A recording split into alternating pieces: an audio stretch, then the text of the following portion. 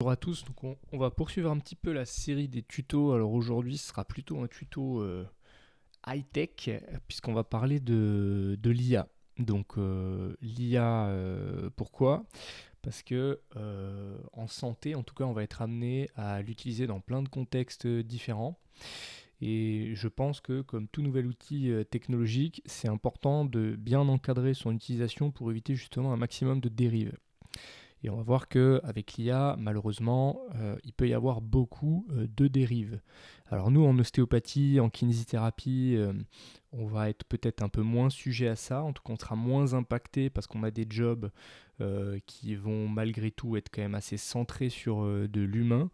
Mais je pense par exemple aux manip radio, radiologues ou ce genre de choses où ils vont être certainement amenés dans les années à venir à bosser vachement plus avec l'IA. Alors nous, on va être amenés à bosser avec l'IA, en sachant que là, je vais peut-être m'adresser plus à des pros de santé, mais ça sera valable également pour le grand public, surtout sur la première vidéo. Donc comme vous pouvez le voir là à l'écran, je vous ai mis globalement le petit sommaire des différents tutos qu'on va avoir. Donc là, premier tuto, ça va être un peu un tuto sur les fondamentaux, à savoir qu'est-ce que c'est que l'IA, qu'est-ce qu'on fait avec de l'IA, comment ça marche l'IA, qu'est-ce qu'il y a derrière ce terme d'intelligence artificielle, parce qu'on va voir que est-ce que c'est vraiment de l'intelligence, est-ce que c'est vraiment artificiel, c'est un peu toute la question. Dans un deuxième temps, on ira voir un petit peu le cœur un petit peu de ce qui fait la puissance de l'IA, à savoir comment est-ce qu'on va faire pour dialoguer avec une intelligence artificielle ou en tout cas un logiciel qui va nous permettre d'aller rechercher quelque chose, parce qu'on va voir qu'on ne l'utilise pas comme avec Google. Je reparlerai un petit peu de Google aujourd'hui. On parlera des outils IA, donc un peu plus spécialisés pour la recherche. Alors quand je dis la recherche, c'est la recherche générale et la recherche scientifique.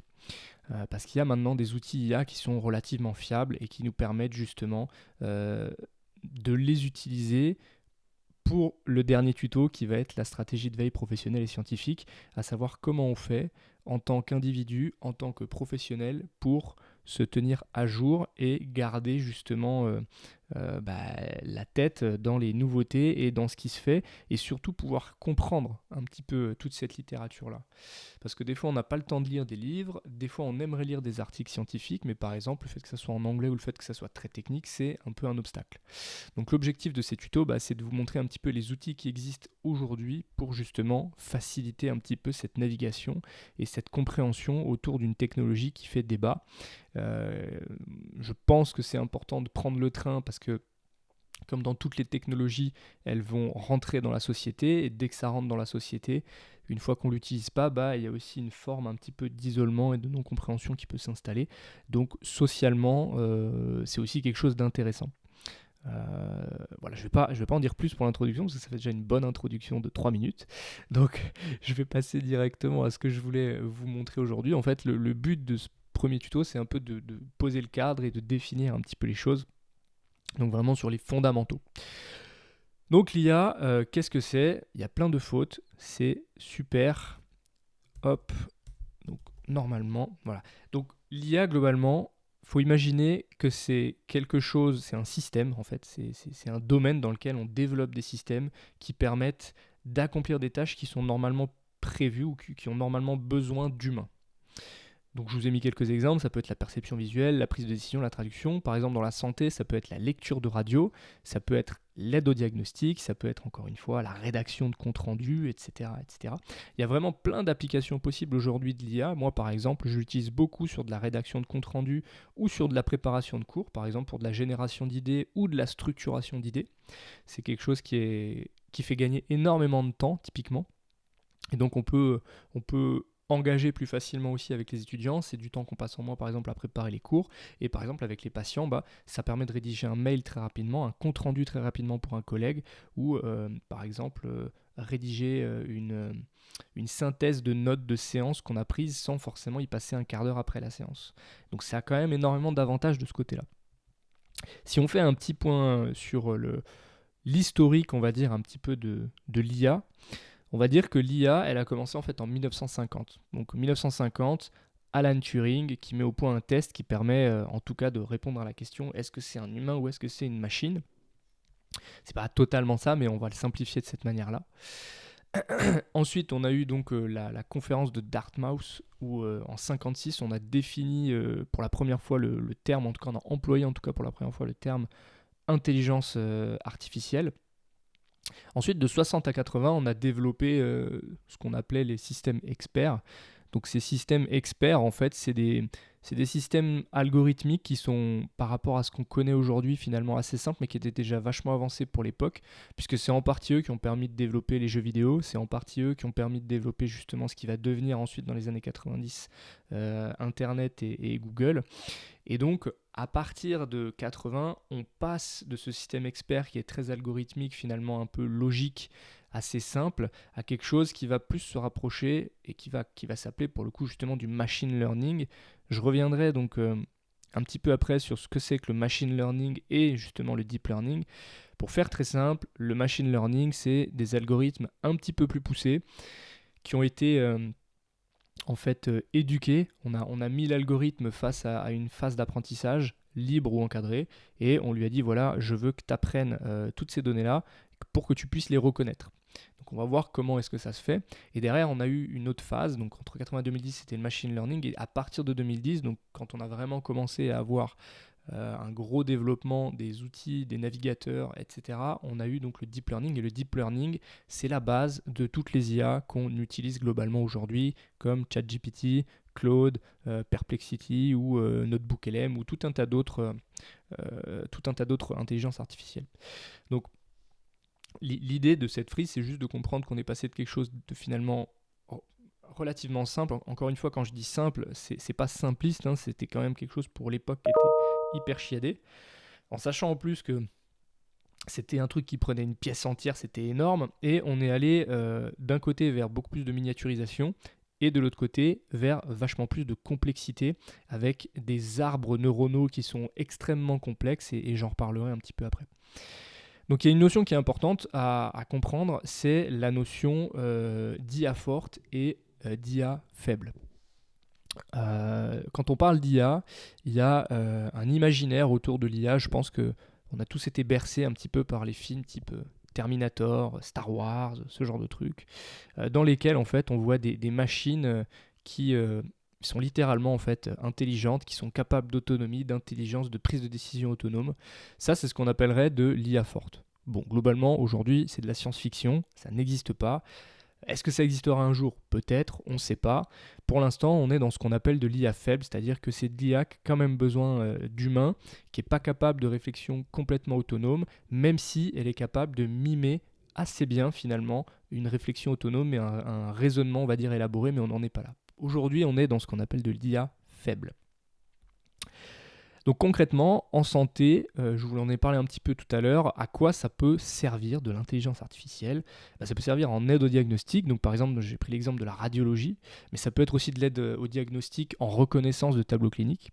Ça peut être de l'aide à la rédaction, donc rédaction de compte rendu, rédaction de mail, de l'aide au raisonnement, si par exemple on est un peu bloqué, si jamais l'IA est spécialisée, entraînée sur une section médicale, on peut décrire le cas clinique à l'IA, et ensuite cette IA-là va nous donner donc des idées, et justement ça nous fait passer sur le quatrième point, sur la génération d'idées. Par exemple, quand je veux créer un cours, j'ai des idées, mais des fois je bloque, je sèche. Et donc je peux générer un prompt, on verra ce que c'est un prompt dans le deuxième module. Je peux générer un prompt qui va justement donner une directive à l'IA et qui va lui donner une direction avec un contexte pour m'aider justement à me dépatouiller pour créer mon cours.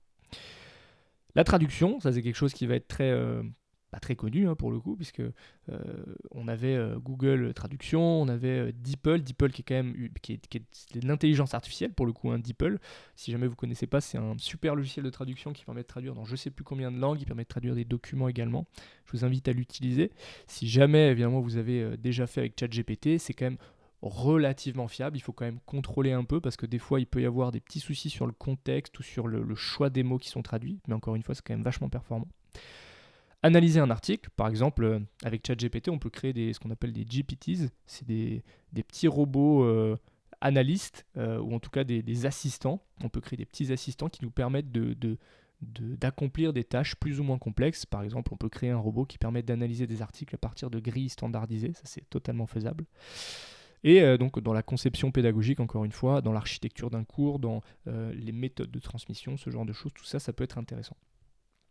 Donc en santé, voilà, globalement, il y a encore plein d'autres applications, mais le but, c'est pas d'être exhaustif, c'était simplement pour vous montrer à quel point on peut intégrer l'IA dans différents pans, on va dire, de la santé, que ce soit de la formation ou dans le terrain ou même dans la recherche. Donc maintenant, je vais essayer de vous présenter les différents types d'IA. Il y a des fautes partout. Donc la première IA, alors peut-être vous ne saviez pas que c'était une IA parce qu'on est tellement familier avec maintenant qu'on l'oublie, mais Google est une intelligence artificielle. Alors c'est une intelligence artificielle qui est finalement assez simple, c'est ce qu'on appelle les algorithmes de ranking. En fait, vous entrez une requête et à partir de cette requête-là, Google va classer en fonction d'un filtre, généralement c'est par pertinence, va classer les différentes données qu'il va trouver et il va vous présenter la plus pertinente en premier et la moins pertinente en dernier. Donc c'est comme ça que grosso modo Google fonctionne, c'est-à-dire qu'on lui donne des mots-clés. Lui, il va par rapprochement sémantique ou par référencement direct sur le mot-clé vous sortir en fait les données qui viennent de ce mot-clé-là, ce qui fait que si vous tapez, je dis n'importe quoi, ostéopathe Montpellier, eh ben vous trouverez peut-être en premier des sites, le site Doctolib, peut-être vous trouverez, alors certainement en fait en premier vous ne trouverez pas Doctolib, vous trouverez ceux qui ont payé pour faire de la pub sur Google, mais vous trouverez peut-être ensuite Doctolib et peut-être que vous trouverez ensuite autre chose, un ostéopathe, peut-être moi par exemple. C'est possible aussi en fonction d'où vous êtes et de quand vous tapez. Donc Google, tous les navigateurs globalement, enfin les moteurs de recherche en tout cas, sont des intelligences artificielles basées sur des algorithmes de ranking. Après, c'est pas vraiment un type d'IA, c'est plus une façon en fait d'entraîner l'IA, mais je l'ai fait quand même rentrer dans les types d'IA, c'est ce qu'on appelle le machine learning. Donc le machine learning, c'est vraiment très littéral, c'est comment on fait pour enseigner à la machine. Donc pour faire très simple, on a deux façons d'entraîner une intelligence artificielle en machine learning de manière simplifiée. Donc le machine learning, c'est vraiment le niveau 1, si vous voulez, de l'entraînement de l'IA. Après, on verra qu'il y a le deep learning. Donc on peut avoir ce qu'on appelle donc de l'apprentissage supervisé. Donc ça, c'est pour faire très simple. En gros, on lui donne une base de données qu'on a déjà étiquetée. Donc on lui dit, bon bah voilà, je veux que tu apprennes à reconnaître des fractures. Je vais te donner une base de données où il n'y a que des fractures, avec l'étiquetage des différents types de fractures. Toi, tu vas apprendre tout ça. Une fois que tu as appris tout ça, je vais te donner une radio, tu vas me dire ce que c'est. Ça, c'est de l'apprentissage supervisé. Donc ça permet deux choses. L'objectif, c'est de classer et de faire de la régression statistique. Pour faire très simple, la régression statistique, c'est juste la capacité à émettre une probabilité, et cette probabilité va donner une prédiction. C'est-à-dire que par exemple, si je lui montre une image de fracture après entraînement, eh ben, lui, il va lancer son algorithme va calculer qu'il y a 80% de chances qu'effectivement ce soit bien une fracture de tel type sur tel os, et donc derrière il va générer du texte pour dire à partir de ce que vous m'avez montré, patati patata, on peut dire que c'est tel type de fracture. Il ne donnera pas forcément les statistiques, mais il se base d'abord sur les statistiques avant de générer du texte, okay, dans le cas d'un LLM. Un large langage modèle type chat GPT. Ensuite, on a ce qu'on appelle de l'apprentissage non supervisé. Donc là, en gros, on lui donne une très grosse base de données, mais on lui dit pas. On lui dit pas ce que c'est. On veut juste justement qu'il apprenne à reconnaître de lui-même ce que c'est à l'intérieur. Donc on peut faire la même chose, c'est-à-dire que on va lui donner une grosse base de données de radio avec des fractures. Et le but, c'est de voir comment est-ce qu'il s'en sort, comment est-ce qu'il arrive à reconnaître la structure de toutes ces données-là, et est-ce qu'il arrive à identifier un pattern répétitif.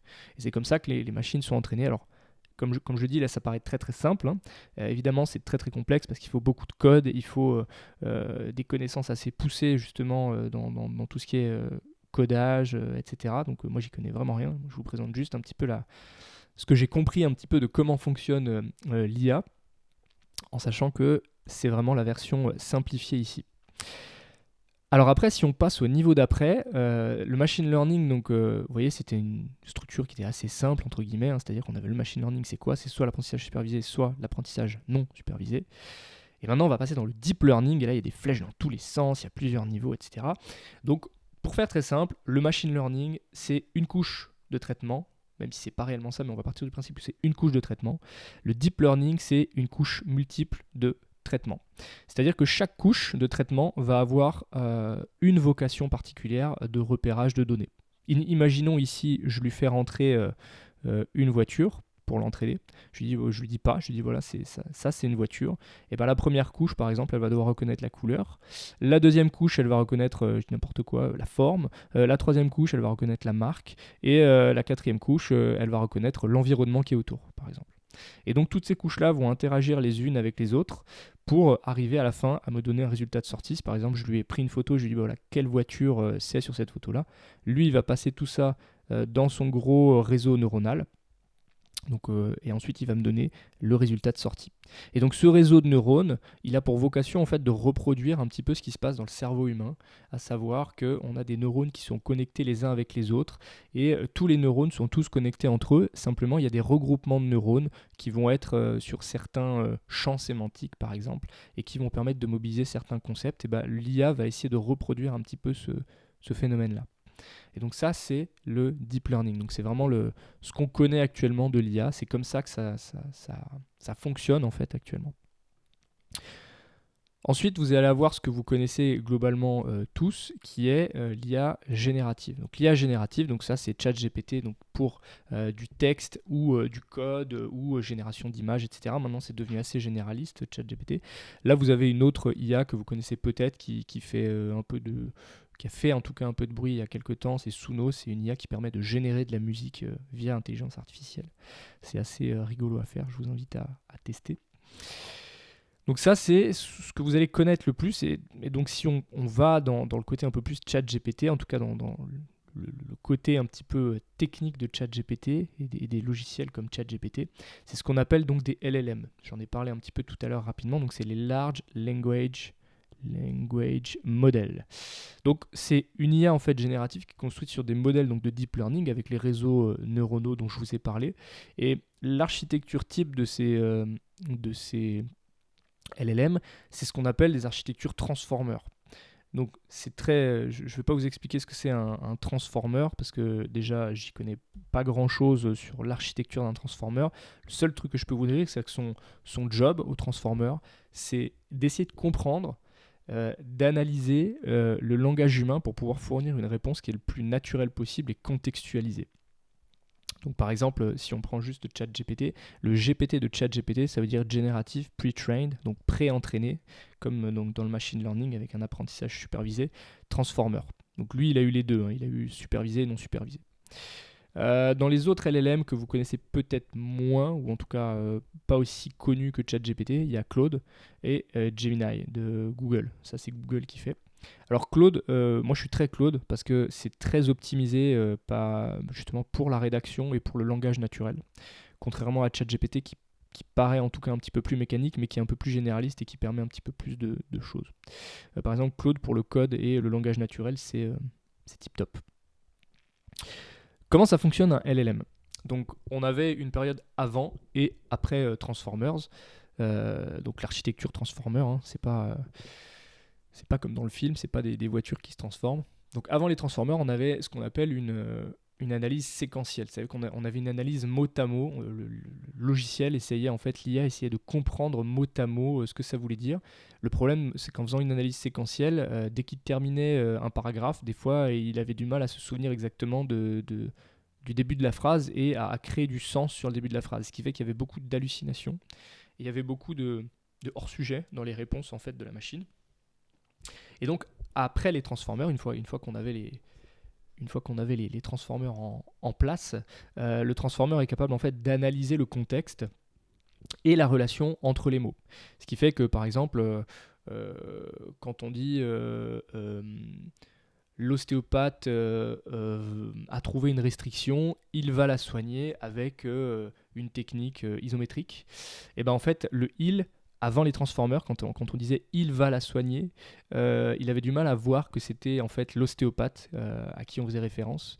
Et depuis, donc avec les Transformers maintenant, il n'y a plus du tout ce problème-là puisque le réseau neuronal du Transformer fait qu'on arrive à connecter les mots, mais on arrive à connecter aussi la sémantique et le contexte de la phrase.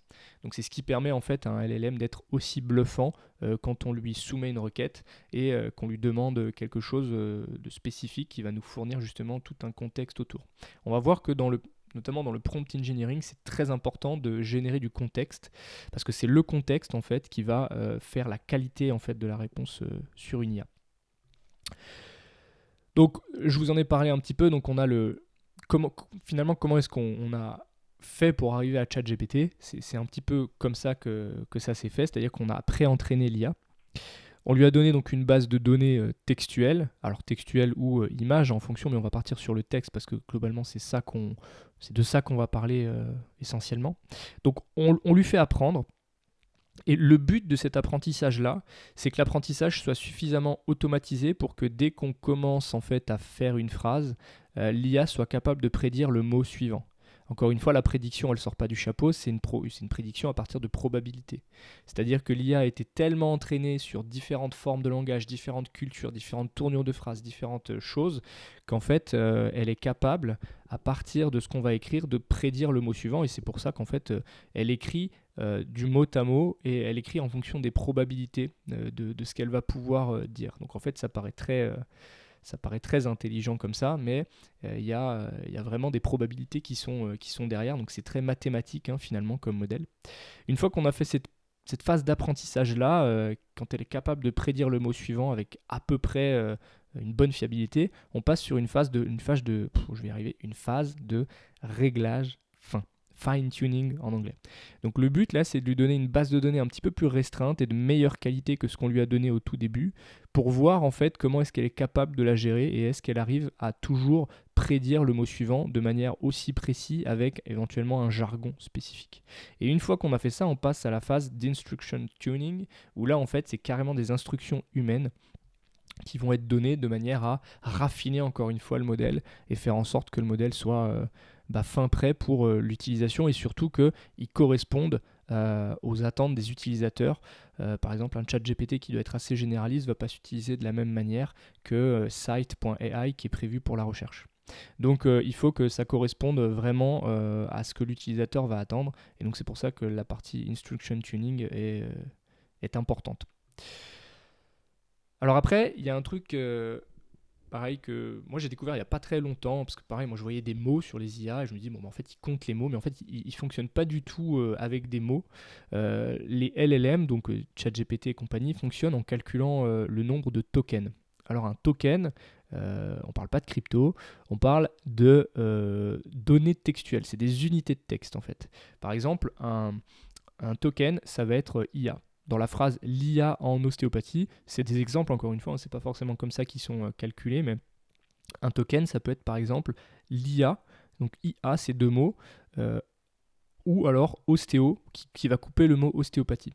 Donc je peux pas trop vous dire comment sont découpés les tokens parce que je sais pas, mais sachez que c'est calculé en tokens. Donc je vous ai mis un petit tableau pour vous montrer un petit peu l'équivalent d'entrée. Donc l'entrée, c'est qu'est-ce qu'on va être en capacité de taper et de donner à ChatGPT ou à un autre.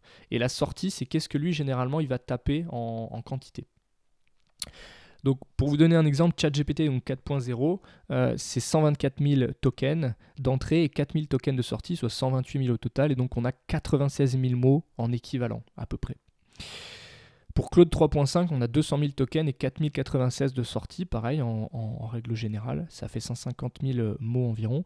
Et NotebookLM, donc NotebookLM, j'en parlerai dans les outils, lui c'est carrément 2 millions d'entrées, donc on peut vraiment mettre énormément de choses, et entre 16 et 32 000 de sortie. Donc NotebookLM, je vais en parler beaucoup, je pense, parce que c'est vraiment c'est Google qui fait ça, et c'est vraiment un super outil, notamment d'analyse de documents.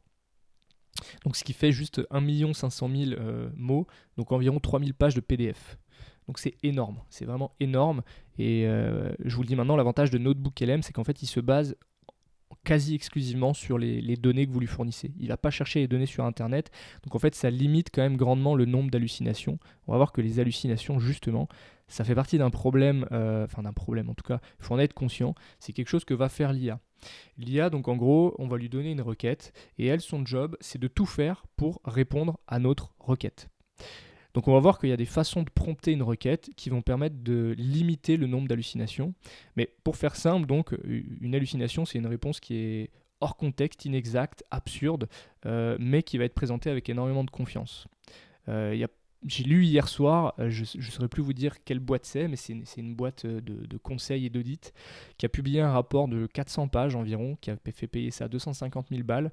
Et en fait, ceux qui ont lu le rapport se sont rendus compte que les références et les données qui étaient dedans étaient complètement fausses. Et ils ont dû avouer en fait qu'ils ont fait le rapport avec de l'IA et les mecs n'ont pas vérifié en fait le rapport. Donc ça, c'est première leçon, on va en reparler après, mais première leçon, ça va être de toujours vérifier les données que fournit l'IA. À savoir que les données que fournit l'IA, quand bien même elles sont super bien présentées, elles paraissent super clean, il faut impérativement vérifier parce que je vous garantis qu'il y a énormément d'hallucinations. Certes, il y en a de moins en moins avec le raffinement des modèles, mais il faut être super attentif à ça. Donc attention, puisque les LLM prennent à partir d'Internet également, et donc ils vont également refléter les biais qu'on va retrouver dans la société.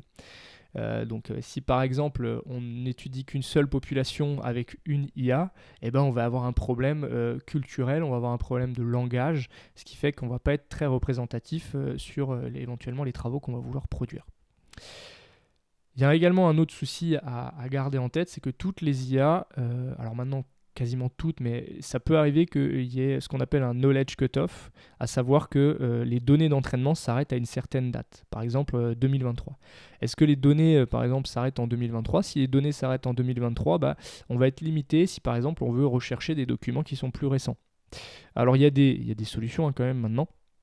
Par exemple, il y a Perplexity qui est une sorte de super Google qui permet de à la fois faire des recherches et à la fois faire des synthèses de recherches sur Internet. Il y en a d'autres, on en reparlera, mais il faut en être conscient, toutes les IA ne sont pas entraînées jusqu'en 2025. Alors il y a des mises à jour, hein, évidemment, mais voilà, ça fait partie des biais, on va dire, qu'on a avec les IA. Et pour parler des biais, justement, on va avoir besoin d'une certaine éthique et d'avoir certaines recommandations de bonnes pratiques, justement, en regard de l'IA, tout simplement parce qu'il y a beaucoup de biais algorithmiques. Il y a tout un tas d'autres biais. Là, je vous ai mis le codex des biais cognitifs, mais encore une fois, c'est pas juste relatif à l'intelligence artificielle, mais l'IA, au même titre que la population générale et nous, en tant que professionnels de santé, on est bourré de biais.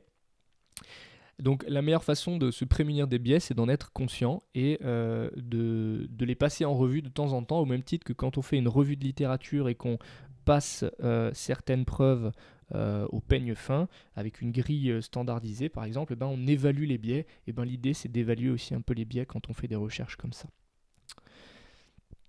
Alors, je vais aller rapidement là-dessus parce que c'est pas un domaine que je maîtrise extrêmement bien. Je vais juste vous donner surtout deux recommandations quand vous utilisez de l'IA, que vous soyez étudiant, chercheur, professionnel de santé ou quoi que ce soit. C'est si vous utilisez de l'IA dans un document officiel, dans un document de rédaction ou autre, c'est juste de préciser, donc d'être transparent. Et deuxième chose, quand vous utilisez de l'IA, quand vous promptez sur de l'IA, anonymisez toujours, n'utilisez pas les noms des patients, n'utilisez pas les noms des collègues, n'utilisez pas tout ça, utilisez vraiment juste éventuellement le sexe, le genre, de manière à pouvoir ensuite modifier quand vous copierez-coller ou quand vous allez l'importer sur votre document de traitement de texte ou autre. Voilà. Un autre truc qui est un peu plus problématique, c'est le plagiat. L'IA, en fait, quand bien même elle va paraphraser quand on utilise de l'IA, si on copie-colle et qu'on ne dit pas que c'est de l'IA, ça s'appelle quand même du plagiat. Donc c'est important de préciser que vous utilisez de l'IA. Donc citez l'outil que vous utilisez. Utiliser l'IA comme assistant, c'est mieux que d'utiliser comme rédacteur, on va dire, ou en tout cas comme faiseur de tout ce que vous voulez lui faire faire. Le job, c'est vraiment ça, c'est imaginer l'IA comme un gros assistant, à savoir un assistant qui va vous permettre de simplifier, structurer, générer des idées sur certaines tâches. Il va pouvoir également éventuellement reformuler, il va pouvoir générer des mails, etc. Mais pour des outils en tout cas académiques ou des outils officiels, attention, parce qu'il peut y avoir aussi un risque de plagiat réel, d'utilisation directe de données issues de littérature déjà existante. Et dernier point, vérifiez toujours les données. Je dirais rarement toujours, mais là, vérifiez toujours les données issues de l'IA, parce qu'encore une fois, il y a beaucoup d'hallucinations. Donc enfin, vous avez quand même une responsabilité à utiliser de l'IA, et la responsabilité, c'est aussi d'être critique. Vous pourrez jamais blâmer l'IA parce qu'elle vous a fait commettre une erreur. C'est vous qui êtes aux commandes, c'est pas l'IA qui gère votre vie ou vos décisions. Donc quand bien même vous utilisez l'IA, soyez bien conscient que quoi qu'il arrive, ce sera de votre responsabilité dans l'utilisation et l'usage que vous avez fait de l'intelligence artificielle. Donc ça implique de questionner les sources, de savoir si elles sont présentes ou pas. Est-ce que ce qu'on vous a présenté c'est plausible? Est-ce que vous avez éventuellement analysé les biais ou pas? Et s'interroger sur la limite de l'outil, sur la limite d'utilisation et sur la limite d'entraînement aussi du modèle et surtout sur la spécialisation qu'elle a dans le domaine dans lequel je suis. Par exemple, utiliser ChatGPT ou Google pour des questions de santé, ça peut aller jusqu'à un certain point, mais quand ça va devenir trop technique, c'est soit il faut entraîner directement un petit GPT justement pour répondre à ces questions-là, pour être vraiment spécialisé dessus, soit ça va être complètement à côté de la plaque.